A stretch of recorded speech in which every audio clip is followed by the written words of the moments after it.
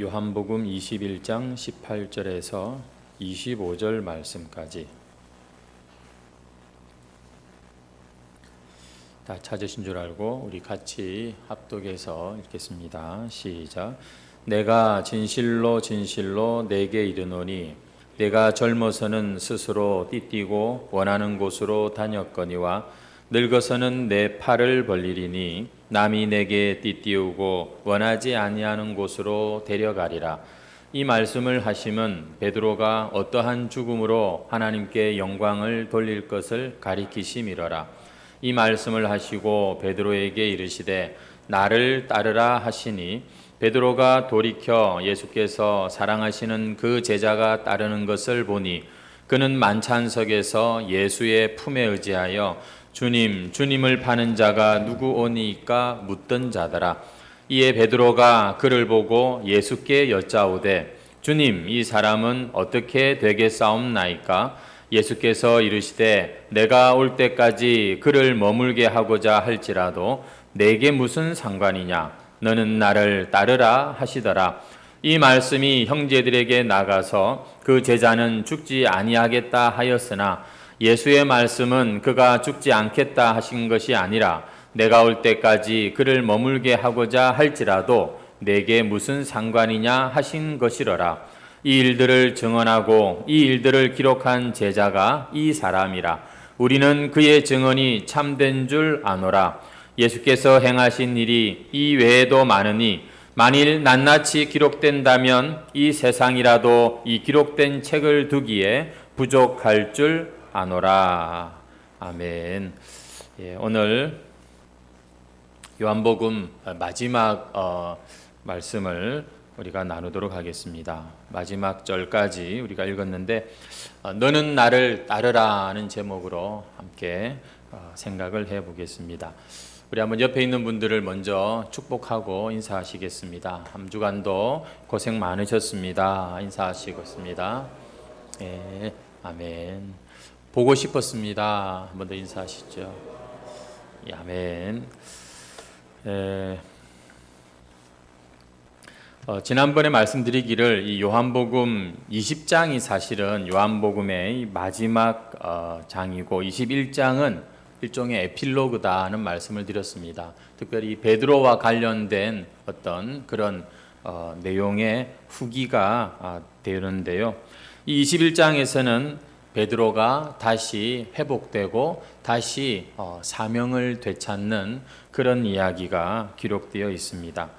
부활하신 예수님께서 그 실패한 제자 베드로에게 찾아오시고 그 베드로에게 네가 나를 사랑하느냐 다시 한번 그 마음속에 있는 그 사랑을 끄집어내어 주시고 그리고 오늘 읽은 본문입니다. 그리고는 내 양을 먹이라 그렇게 또 말씀하시고 그리고 너는 나를 따르라는 이런 말씀을 하고 계시는 것이죠. 우리가 읽은 이 18절 말씀에 보면은 특별히 예수님께서는 베드로에 대해서 아주 중요한 예언을 하고 계시는 것을 볼 수가 있습니다. 내가 진실로 내게 이르노니 네가 젊어서는 스스로 띠띠고 원하는 곳으로 다녔거니와 늙어서는 내 팔을 벌리리니 남이 내게 띠띠우고 원하지 아니하는 곳으로 데려가리라. 여러분 이게 무슨 말씀일까요? 그 다음 절 19절에 보시면 무슨 말씀인지가 또 나옵니다. 이 말씀을 하심은 베드로가 어떠한 죽음으로 하나님께 영광을 돌릴 것을 가리키심이로라. 무슨 뜻입니까? 베드로가 이렇게 죽을 거라는 겁니다. 베드로가 순교할 것에 대한 그런 예언의 말씀이 앞에 우리가 18절에 주님이 하신 그 말씀의 내용입니다. 어찌 보면 죽는 얘기를 하는 거니까 이거 좀 무서운 이야기 아니겠습니까? 그러면서 주님이 하시는 말씀은 이 말씀을 하시고 19절에 보시면 베드로에게 이르시되 나를 따르라. 여러분 죽음의 이야기를 하고 나를 따르라 이렇게 하시니까 이거는 굉장히 뭔가 비장함이 있는 지금 그런 대화가 분명합니다. 예수님은 베드로에게 아주 지금 진지하게 비장하게 너는 나를 따를 것을 요구하고 계시는데 여러분, 이때 이 베드로의 심정이 어땠을까요? 아마 자신의 모습에 대하여서 이렇게 주님이 말씀하실 때 이 베드로가 굉장히 좀 당황한 것 같습니다. 보면은 별 이렇게 대답을 제대로 못하고 있는 그런 모습을 보는데 20절이지요. 갑자기 예수님의 그 말씀 앞에 베드로가 돌이켰다라고 합니다. 고개를 돌린 것을 의미하는 것일까요? 예수께서 사랑하시는 그 제자가 따르는 것을 보았다라고 합니다. 예수님이 지금 자기한테 중요하게 아주 비장하게 말씀하고 계시는데 딴 데 쳐다봤다는 거죠. 그 제자가 보니까 그는 사랑하시는 예수님이 사랑하시는 그 제자가 만찬석에서 예수의 품에 의지하여 주님을 파는 자가 누굽니까? 하고 묻기도 했던 바로 그 제자라고 지금 말씀이 기록되어 있습니다. 베드로가 갑자기 지금 예수님의 그 말씀, 너는 나를 따르라, 이 말씀에 대해서 21절에 보십시오. 이에 베드로가 그를 보고 예수께 여짜오되 주님, 이 사람은 어떻게 되겠사옵나이까? 지금 뒤에 따라오고 있는 요한이라고 하는 제자입니다. 바로 이 말씀을 기록한 그 제자이지요. 베드로가 예수님의 말씀에 아멘, 예, 제가 주님을 따르겠습니다, 이렇게 지금 대답을 해야 되는데 갑자기 뒤돌아봐서는 요한이 따라오는 걸 보고는 주님, 이 사람은 어떻게 되겠습니까? 21절 보십시오. 이에 베드로가 그를 보고 예수께 여짜오되 주님, 이 사람은 어떻게 되겠사옵나이까? 내가 그렇게 죽는다면 이 사람은 그럼 어떻게 죽나요? 이게 지금 베드로가 궁금했나 봅니다. 예수님께 되묻고 있는 그런 모습이죠. 이때 예수님께서는 오늘 본문에 보시면은 22절에 부활하신 후에 처음으로 이 제자에게 책망조의 말씀을 하고 계시는 것을 볼 수가 있습니다. 한번 22절을 다시 보시겠습니까? 예수께서 이르시되 내가 올 때까지 그를 머물게 하고자 할지라도 내게 무슨 상관이냐? 너는 나를 따르라. 너한테 그게 무슨 상관인데 너는 나를 따르는 일만 신경 쓰면 된다. 이렇게 지금 대답을 하고 계시죠. 사실 이 말씀 때문에 초대교회 당시에 어떤 이 오해의 소문이 돌았습니다. 예수님께서 내가 올 때까지 그를 머물게 하고자 할지라도 내게 무슨 상관이냐, 이 말씀 때문에 요한은 주님이 재림하실 때까지도 죽지 않으신다고 예수님 말씀하셔서 이런 이 소문이 초대교회에 돌았던 것이죠. 하지만 이 말씀을 통해서 요한은 아예 그 부분을 해명을 하고 있습니다. 23절에 보시면 이 말씀이 형제들에게 나가서 그 제자는 죽지 아니하겠다 하였으나 예수의 말씀은 그가 죽지 않겠다 하신 것이 아니라 내가 올 때까지 그를 머물게 하고자 할지라도 내게 무슨 상관이냐 하신 것이러라. 이 말씀의 뜻은 예수님이 무슨 뜻으로 말씀하셨습니까? 요한이 순교를 하든 살아남든 그게 너하고 무슨 상관이냐? 너는 나를 따르기만 해라.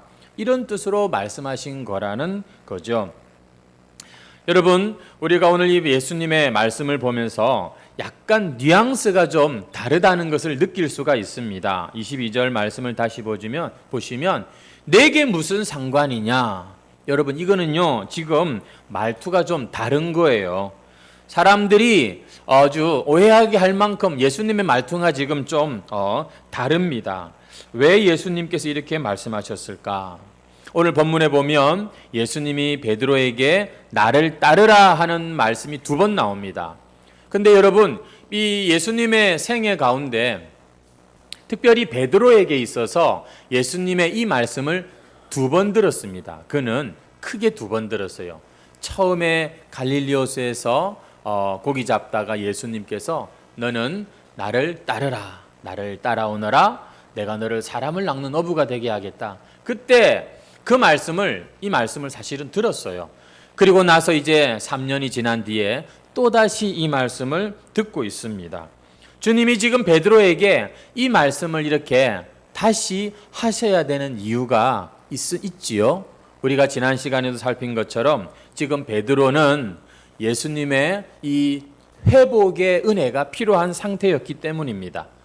자기가 물론 잘못했지만 예수님을 3번이나 부인하고 저주했지만 그래 놓고 자기가 그냥 지금 낙심해 버린 거예요. 주저앉아 버린 거죠. 주님이 그런 자를 어떻게 하십니까? 포기하지 않으십니다. 다시 찾아오셔서 그에게 용기를 주십니다. 내가 이미 너를 다 받았다. 다 용서했다. 그렇게 말씀하시고 그 베드로에게 사랑의 고백까지 하게 하시면서 다시 치유하시고 회복시키시려고 주님께서는 이 제자에게 찾아오시죠. 그리고 나를 따르라고 말씀하십니다. 그런데 여러분 지금 베드로에게는 이 주님의 부활하신 이후에 이제 요한복음도 다 끝나가고 사도행전으로 넘어가는 이 마당에 아직도 주님을 따르기에는 뭔가 부족한 어떤 부분이 있습니다. 베드로에겐 뭔가 해결해야 될 신앙의 문제가 있는 거예요. 적어도 앞으로 교회의 지도자가 되고 정말 주님께 귀하게 쓰임 받기 위해서 꼭 해결해야 될 베드로의 문제. 여러분 그게 뭘까요? 베드로는 끝까지 주님을 바라보지 못하고 자꾸만 주위를 둘러본다는 것입니다. 예수님을 믿고 예수님을 바라보다가도 또 보면 중간에 다른 사람 바라보고 있고 환경을 보면서 자꾸만 미끄러지고 무너지는 일이 베드로에게 반복되고 있기 때문입니다. 예수님은 지금 베드로의 이 문제를 해결해 주시기 위해서 다시 찾아오신 거고, 그리고 너는 나를 따르라. 지금 이렇게 다시 한번 진지하게 분명하게 말씀하고 계시는 겁니다.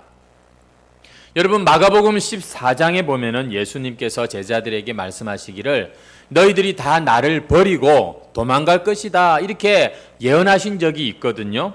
그때 마가복음 14장 29절에 베드로가 뭐라고 말하냐면 다 버릴지라도 나는 그리하지 않겠나이다.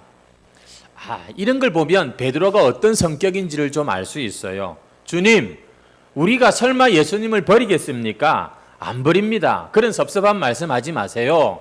그냥 이렇게 말을 하면 좋았을 텐데 다 버릴지라도 나는 안 버리겠다. 이 말은 여기 있는 요 요한도 예수님 버리고 요 안드레도 예수님 버리고 도망갈지라도 절대 나는 그렇지 않겠습니다. 라는 그런 말이거든요. 이게 무슨 말이냐면 베드로는 항상 다른 사람과 자기를 비교하면서 내가 더 낫다라는 이런 표현을 많이 썼다는 거죠. 평소에 베드로가 보면 이 다른 제자들 신경을 많이 쓴 것입니다. 특별히 이 요한에 대해서 많이 그랬던 것을 우리가 볼 수 있습니다. 오늘 20절에도 보면 베드로가 돌이켜 보니까 예수께서 사랑하시는 그 제자가 따라오고 있어요. 그는 만찬석에서 예수의 품에 의지하여 주님을 파는 자가 누굽니까? 제자들 중에서도 예수님 품에 그냥 아무 스스럼 없이 안길 수 있는 그런 제자는 요한밖에 없었나 봐요. 다들 예수님을 좋아하고 존경하고 따랐지만 이 요한은 왠지 아주 친밀함이 특별했던 사람인지 이 예수님에게 사랑 표현도 잘하고 그냥 예수님한테 이렇게 안길 줄도 아는 이런 사람이었다는 것이죠. 그러니 이 베드로 입장에선 자기가 나이도 많고 자기가 그래도 선임이라고 생각을 하는데 어떨 때 보면 요한이 예수님보다 자기보다 더 예수님하고 가까운 것 같다는 느낌이 들 때 예수님이 나보다 더 요한을 사랑하시는 것 같기도 하고 요한을 더 믿으시는 것, 신뢰하시는 것 같기도 하고 신경이 쓰이는 사람이 이 제자 중에 요한이었습니다. 서로 사이가 나빴던 건 아니에요. 막 그렇게 경쟁하는 사이도 아니었습니다. 같은 제자였지만 그러나 묘하게 그런 사실 경쟁심이 있었던 그런 관계였던 것이죠. 그런데다가 이번에 어떤 일이 있었습니까? 자칭 내가 절대 예수님 떠나지 않을 거라고 자부했던 이 베드로, 하지만 예수님이 잡히시던 날 완전히 그냥 박살이 났죠. 예수님을 3번이나 부인하고 맙니다. 그리고 저주까지 했잖아요. 그런데 여러분, 이때 요한이 어떻게 했는지 아십니까? 우리가 앞서서 살펴보았지만 도대체 무슨 빽이 있었는지 요한은요, 베드로가 들어가지 못하고 바깥 마당에서 종들하고 같이 불 쬐고 있을 때 요한은 재판정 안에까지 들어갔던 사람입니다. 그리고 나중에 예수님께서 십자가에 못 박혀 죽으시는 그 현장, 그 십자가 아래에 예수의 모친 마리아를 모시고 같이 서 있었던 사람이 요한입니다. 와, 보니까 요한은 정말 끝까지 예수님이 가시는 자리까지 따라갔던 자격 있는 사람이고, 자기는 요한에 비하면은 이번에 완전히 이제 그냥 진 거죠. 그는 요한과 비교할 때 분명 자기가 졌다고 생각했을 겁니다. 그는 실패했다고 생각을 했을 겁니다. 그러니 이 요한은 참 같이 믿는 그런 동지요, 같은 제자이지만 요한과 자기를 비교하면 괜히 초라해지는 것을 아마 느끼지 않을 수 없었을 겁니다. 그래서 예수님이 베드로 자기에게 너는 이렇게 죽을 거야, 순교에 대한 말씀을 하실 때 그럼 이 요한은 어떻게 되는데요? 하고 이렇게 그냥 불쑥 요한을 지금 묻고 있는 것입니다. 그건요, 지금 이 베드로 마음에 예수님도 중요하지만 이 요한이 계속 신경이 쓰였다는 증거 아니겠습니까? 여러분, 베드로가 이게 약점이었어요. 그냥 예수님 말씀 듣고 예수님만 보고 그냥 똑바로 예수님만 향해서 달려가면 되는데, 실제로 베드로에게는 그런 기질이 있는데, 그런데도 베드로는 자꾸 옆 사람 의식해요. 왜냐하면 이게 자기가 항상 이게 우두머리가 돼야 된다는 생각이 강해서 그런 것 같아요. 항상 나보다 뭐 더 잘하고 더 앞서가는 사람이 있으면 신경이 쓰이는 거예요. 이렇게 자꾸 주위 사람을 의식하고 비교하고 그리고 또 환경을 바라보고 이러다가 베드로가 그동안 자주 미끄러졌거든요. 한 번은 베드로가 풍랑이는 바다 위를 걸었던 적이 있습니다. 예수님이 걸어오시는 걸 보고 이 베드로가 그 누구보다도 용기 있게 먼저 그냥 바다로 냅다 그냥 들어간 거죠. 그런데 어떤 일이 일어났습니까? 예수님 바라보고 바다로 들어갔을 때 여러분, 그 바다가 베드로의 발 밑에서 단단한 반석이 되는 역사가 일어났죠. 빠지질 않는 겁니다. 베드로도 예수님과 똑같은 그런 기적을 체험했단 말이죠. 그런데 어떻게 끝까지 그러질 못하는 거예요. 그만 파도가 막 이렇게 오는 것을 보고는 깜짝 놀래가지고서 이 베드로의 발이 바닷속으로 쑥 들어가는 이런 또 상황이 생겨버렸고, 그래서 주님께 다시 도움을 받죠. 살려달라고 막 그렇게 외치니까 주님이 베드로를 일으켜 붙잡아 주십니다. 그러면서 야단 맞아요. 왜 믿지 못하였느냐. 그냥 가만히 있으면은 이런 야단도 안 맞았을 텐데, 하여튼 보니까 베드로는 항상 이렇게 앞서고 이렇게 열심히 있었던 사람이 맞습니다. 하지만 그러나 이 끝까지 이렇게 좋은 결과는 별로 없었던 것이죠. 예수님을 3번 부인할 때도 마찬가지였어요. 끝까지 예수님만 생각하면 그 정도까지 그렇게 실패 안 했죠. 근데 지금 사람 눈치 보다가 이 괜히 여종 하나의 그 던진 한마디 말, 당신도 그 예수님의 제자지라고 하는 그 말에 갑자기 그냥 두려움이 훅 들어온 거지요. 그리고는 예수님을 부인하게 된 겁니다. 베드로는 하여튼 열심히 있었어요. 먼저 앞서 하려는 그런 것이 있습니다. 나쁘지 않습니다. 괜찮아요. 참 좋은 겁니다. 앞장서는 사람들이요, 여러분 얼마나 이 공동체에 소중한지 몰라요. 뒤에서 딱 그냥 팔짱 끼고 쳐다보는 사람들보다 어쨌거나 앞서서 일하려고 하는 사람들이 정말 그 공동체에 너무나 귀한 존재들입니다. 그런데 끝까지 그렇게 잘 가야 되는데 그렇게 가다가 꼭 보면 옆 사람 한번 쳐다보고 그리고 자꾸 비교하고 경쟁하는 쪽으로 이게 마음이 자꾸만 기울어지는 이게 문제인 거죠. 지금 베드로가 예수님이 그를 마지막 지금 이 너는 나를 따르라고 하는 이 너무나 지금 중요하게 부르시는 이 자리에서 또 이 실수를 반복하려고 하고 있어요.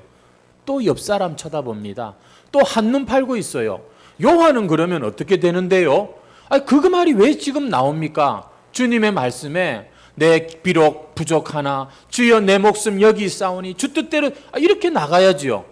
예수님만 딱 바라보면 되는데 지금 이 베드로는 또 옆 사람이 보이는 거예요. 그러니까 예수님께서 지금 엄하게 22절에 말씀하시는 겁니다. 또 베드로야, 다른 사람 쳐다보냐? 그래, 요한은 내가 재림할 때까지 안 죽고 그러면 살게 하겠다면 그러면 너는 나를 안 따를 거냐? 응? 너도 그러면 그냥 그렇게 오래 살고 싶단 말이냐? 이 중요한 순간에 내가 너를 부르는데 왜 너 자꾸 딴 사람 보니? 여러분, 예수님을 온전한 믿음의 눈으로 바라보지 못하면 우리도 베드로처럼 이렇게 실수할 수 있고 예수님의 책망을 들어야 수 있게 되는 것입니다. 여러분, 신앙생활이라고 하는 게 뭐냐면 예수 믿는 겁니다.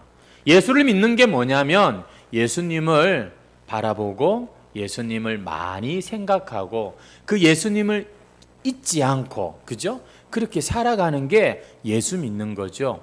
그래서 히브리서 12장 2절 말씀에 믿음의 주요 온전하게 하시는 이 예수를 바라보자. 여러분, 신앙생활은 예수님을 잘 바라보는 겁니다. 믿음의 주라는 말은 우리 믿음의 대상이 된다는 말이죠. 또 온전하게 하신다는 말은 우리 믿음의 대상이 되실 뿐 아니라 우리를 이끌어 주시고 우리의 믿음을 계속해서 인도하시는 그런 주님의 손에 우리의 이 믿음이 달려있다 이 말입니다. 그래서 신앙생활에는 예수님을 빼면은 안 되는 거예요. 근데 우리가 교회 생활하는데 열심히 잘하는데 예수님이 빠질 수 있어요. 제가 설교를 준비하는데 이 말씀을 준비하는데 갑자기 그런 생각이 들었어요. 갑자기 제 안에 야, 너는 지금 나에 대한 이야기를 준비하면서 나를 전혀 생각하지 않는구나. 이 생각이 제 안에 훅 들어오는 거예요. 여러분, 우리가 그럴 수 있습니다. 여러분, 이게 우리의 하나의 좀 습관인 것 같아요. 예수님을 믿는데 예수님을 깊이 생각하지 않습니다. 그분을 많이 묵상하지 않고요. 다른 거를 더 많이 생각하고 안 좋은 거를 더 많이 우리가 여러분 생각한다는 게 바라보는 거예요. 생각한다는 게 우리 마음에 모시는 거고 우리 마음에 채우는 겁니다. 나쁜 생각 많이 하면 나쁜 마음이 돼요. 나쁜 말이 나오고 나쁜 행동까지 가는 거죠. 우리가 예수님을 붙잡는 건 예수님을 많이 생각하는 겁니다. 어떻게 생각합니까? 말씀을 읽고 말씀 안에 있는 예수님이 어떤 분인지 알고 그리고 그 예수님을 우리가 또 말씀대로 또 순종하다 보면 경험하고 여러분 우리의 인생은 이렇게 예수님을 붙들고 살아가는 거잖아요. 근데 우리가 예수님을 온전히 믿고 잘 바라보아야 되는데 놀랍게도 우리의 믿음에 정말 믿음의 알맹이 예수님이 빠져버릴 수가 있다는 것이지요. 성도 여러분, 우리가 정말 예수님을 제대로 온전히 믿는다면 뭐가 두렵겠습니까? 뭐가 여러분 염려가 되겠습니까? 예수님이 함께 하시고 예수님께서 우리를 이렇게 사랑하시는데 우리가 예수님을요 잘 믿고 바라보면 아무리 어떤 고난이 와고 심지어 순교의 순간이 와도 우리는 그것들을 감당할 힘도 주님께 얻게 됩니다. 우리가 걱정할 것은 아무것도 없는 거예요. 여러분 신앙생활 하다가 예수님보다 앞서서 예수님을 그만 놓치는 일이 있어서는 안 됩니다. 모든 것은 예수님께서 우리에게 다 예비해 놓으시고 다 우리에게 주십니다. 그래서 우리가 오직 할 일은 예수님만 딱 바라보고 믿는 겁니다. 왜 양 주제에 이 자꾸 이렇게 선을 넘으려고 하는지 몰라요. 양은 목자의 뒤만 잘 따라가면 되는 것이지요. 괜히 야 다른 양들아 나를 따라온나 내가 어디 좋은데 반왔다 이러고 데려가다가 그냥 힘들어지는 것이지요. 성도 여러분, 우리 신앙의 비결은 딴 거 아닙니다. 오직 예수님을 바라보는 겁니다. 그렇게 생각하면 여러분 지난 한 주간 주님과 어떻게 믿음으로 잘 동행하시고 살아오셨습니까? 우리가 예수님을 믿고 예수님을 생각나게 하는 순간들을 많이 가지시는 게 좋아요. 그래서 하루에 찬양도 자주자주 하십시오. 기도도 여러분 우리의 생각이 기도가 되면 그게 바로 우리가 주님을 의지하는 것이 되는 거죠. 하지만 예수님 바라보지 않고 한눈 팔고 세상 보고 사람 보고 그러면 우리의 신앙생활이 반드시 시험이 옵니다. 베드로만 이런 게 아니라 우리 모두가 다 똑같습니다. 잘못된 생각, 잘못된 결론을 내리게 되는 것이죠.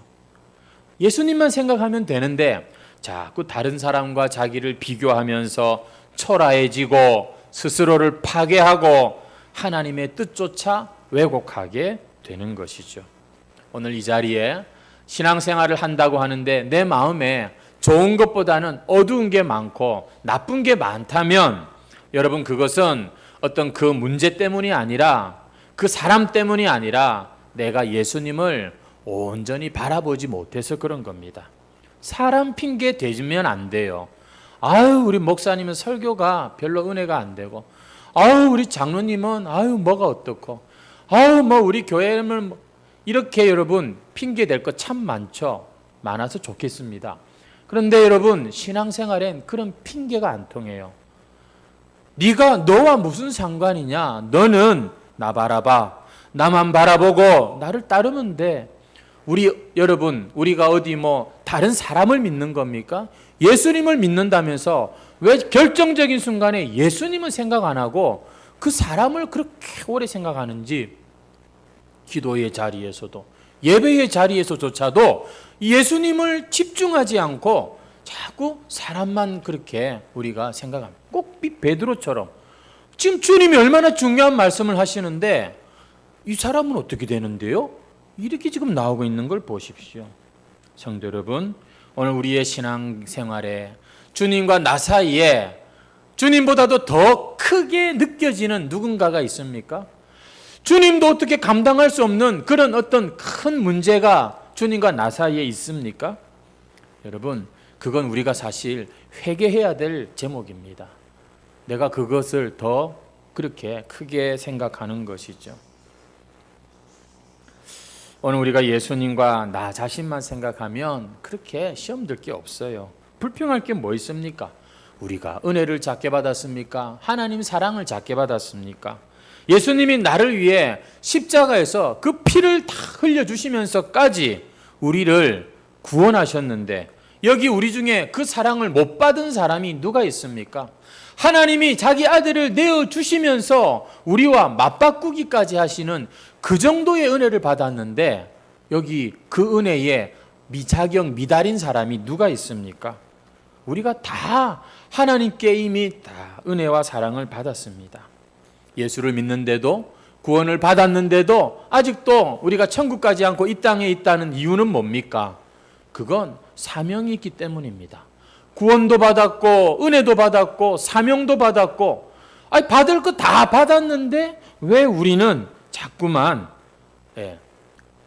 감사하지 못하고 오히려 뭐 때문에 누구 때문에 이러면서 여러분 우리의 가야 할 길을 달려가지 못하는 것일까요? 우리가 하나님 앞에 감사할 것밖에 없지 않습니까? 예수님만 생각하면 모든 것을 우리가 찬양하고 감사하기에 충분한 것이죠. 그런데 너나 할 것 없이 모든 성도들이 희한합니다. 다른 사람과 나를 비교하는 순간에 그 은혜고 감사고 그냥 싹 사라지는 거예요. 그냥 내 속이 막 뒤집어지는 거 있지요. 왜 나만 이런 일을 당해야 되는데, 왜 나는 저 사람과 다르게 이렇게 살아야 되는데, 왜 나는 안 되는데, 갑자기 감사가 불만이 되고 기쁨이 불평이 되고, 여러분 우리의 신앙생활에 남과 비교하는 것만큼 어리석은 게 없습니다. 그런 사람은 여러분 아무리 많이 받아도 만족할 줄 모릅니다. 아무리 많은 축복을 받아도 그걸 제대로 누리지도 못해요. 어른이 되었는데도 늘 열등감, 이 경쟁심에 시달리는 삶을 사는 것이죠. 성경에 보면은 하루의 품삯을 다 받은 종이 그 참 일거리가 없는 때에 그렇게 일할 수 있게 된 게 얼마나 감사합니까? 그렇다고 돈을 적게 받은 것도 아니고 제대로 다 값을 쳐서 충분히 돈도 받고 하루를 열심히 일한, 정말 온전히 하루를 감사로 마무리해야 될 이 종이 끝나기 전에 1시간 전에 와가지고서 자기는 하루 종일 아침부터 일했는데 1시간만 일하고 자기하고 똑같은 싹스를 받는 누군가를 보고는 갑자기 속이 뒤집어지는 겁니다. 그동안 내가 오늘 너무 감사하다, 내가 너무 오늘 참 일할 수 있어서 감사하다 이랬던 사람이 그 주인하고 나만 생각하면 아무 문제될 게 없어요. 참 감사합니다. 그런데 그 다른 사람, 늦게 온 사람을 보고는 괜히 속이 뒤집어지는 거, 이게 여러분 이 죄성을 가진 우리의 모습이라는 거 아십니까? 1달란트 받은 종이 여러분 성경 아시다시피 스스로 그것을 땅에 묻어버립니다. 스스로 자포자기하는 거예요. 왠 줄 아십니까? 다른 사람과 비교해서 그런 거죠. 여러분, 이 당시 1달란트가요 어느 정도의 금액인지는 학자들마다 좀 다릅니다. 제가 어떤 유튜브를 보니까 이 당시 금 1달란트는 이 당시 18만 데나리온의 그 가치이고, 그 18만 데나리온은 한 데나리온이 1일 품삯으로 볼 때 오늘날 약 130억 정도의 그런 가치가 있는 돈이다라고 하는 거예요.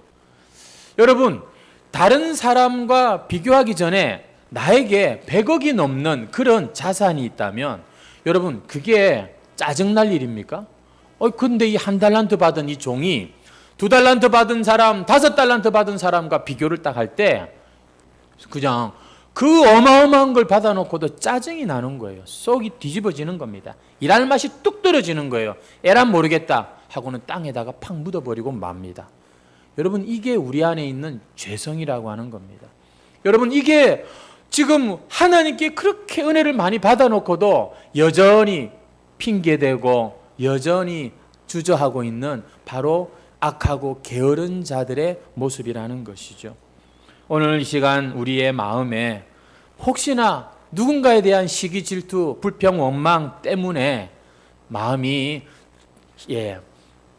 감사하기보다는 참 열심히 살려고 하는 이런 마음보다는 낙심이 되고 참 짜증이 나는 분이 계십니까? 당신에겐 은사가 부족한 게 아닙니다. 축복이 부족한 게 아니에요. 우리가 다른 사람과 나를 비교해서 그런 겁니다. 주님보다 그 사람을 더 크게 생각하기 때문에 그런 거예요. 예수 믿고 예수님 바라보는 게 신앙생활이라고 말씀드렸어요. 자꾸 거기에 다른 게 개입되지 못하게 하십시오. 한 주간 우리 성도들이 애를 써서 시간마다 이 자리에 나와서 기도했습니다. 참 교회에 이렇게 깨어서 기도하는 분들이 있다는 게, 또 교회가 하는 일에 이렇게 기꺼이 순종할 수 있다는 게 저는 큰 축복이라고 생각합니다. 여러분의 그 발걸음을 하나님이 복 주실 거예요. 근데 너무나 오래간만에 기도하는 자리에 나왔더니만 기도가 안 돼.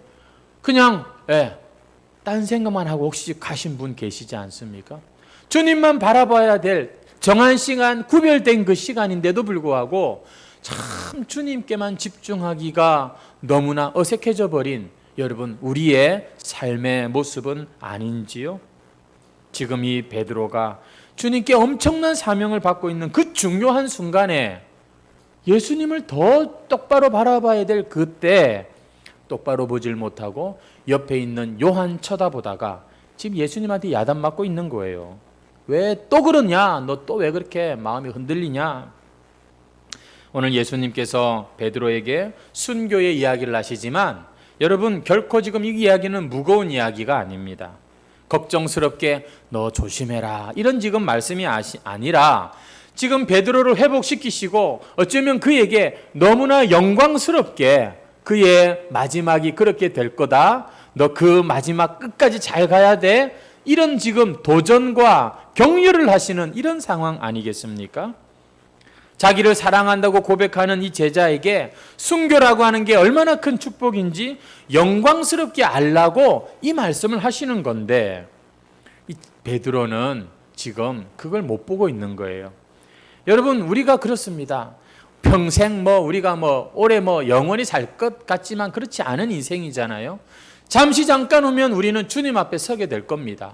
주님의 그 영광스러운 그 보좌 앞에서 우리 역시 그 영광에 동참하는 자리에 서게 될 겁니다. 여러분, 우리가 그것을 생각할 때 죽음도 우리를 여러분 방해할 수 없는 것이 바로 오늘 주님께서 베드로를 부르시는 바로 이 모습인 거지요.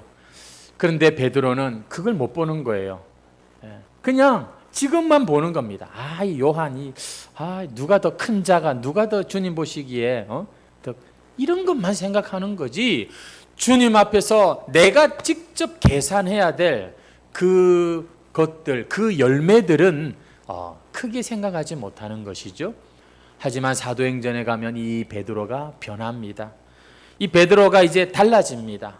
그렇구나, 남보다 편하게 살고 내 마음대로 사는 게 복이 아니라 이 돌짝밭 사명이 더 큰 복이고, 예수님 때문에 내가 이 세상 사는 동안 고생하는 그게 더 영광스러운 것이구나, 이걸 베드로가 딱 알게 되니까 이 사람이 나중에 죽는다고 하는데 감옥 안인데도 굴굴 자고 전혀 보면 걱정 없는 모습을 보게 되죠. 왜? 보았고 알았기 때문입니다. 사랑하는 해광 성도 여러분, 우리의 영적 눈도 이렇게 베드로처럼 뜨이기를 바랍니다. 보아야 될 것을 놓치지 마십시오. 끝까지 우리가 여러분 바라보아야 할 그분을 여러분 신앙생활에 잃어버리는 일이 없기를 바랍니다. 눈 똑바로 뜨고 달려가야 될 그런 시대인 거예요. 오늘도 이 자리에 위로받기를 원하고 또 참 하나님의 힘 주시기를 원하시지요. 그런데 혹시 우리 안에 이런 시험과 원망과 낙심의 그 이유가 알고 봤더니만 내가 주님을 바라보지 못한 거기에 원인이 있다면, 우리는 오늘 이 말씀을 통해서 예수님의 이 말씀을 들어야 됩니다. 그게 무슨 상관이냐? 너는 나를 따르라. 여러분과 주님과의 관계에는 아무 문제가 없습니까? 중간에 사람이 지금 끼어 있지는 않습니까? 주님께서 오늘 베드로에게 하시는 이 말씀, 다른 사람 상관하지 말고 너는 나를 따르라. 나만 보고 오너라. 한눈 팔고 있는 분들 정신 차리시기 바랍니다. 이 사람 저 사람 자꾸 쳐다보는 거 여러분 그 영적 바람둥이라고 말할 수 있겠습니다. 오늘 우리가 주님을 바라보면 주님은 우리에게 주님을 따라갈 수 있는 힘도 주시고 능력도 주시고 마침내 이 약속을 친히 이루시는 그런 믿음의 대상일 뿐만 아니라 우리를 온전하게 하시는 분이십니다. 예수님 바라보시고 끝까지 예수님 잘 따라가시는 해광교회 성도들 되시기를 주의 이름으로 축원합니다. 우리 다 같이 찬송가 340장 드리겠습니다.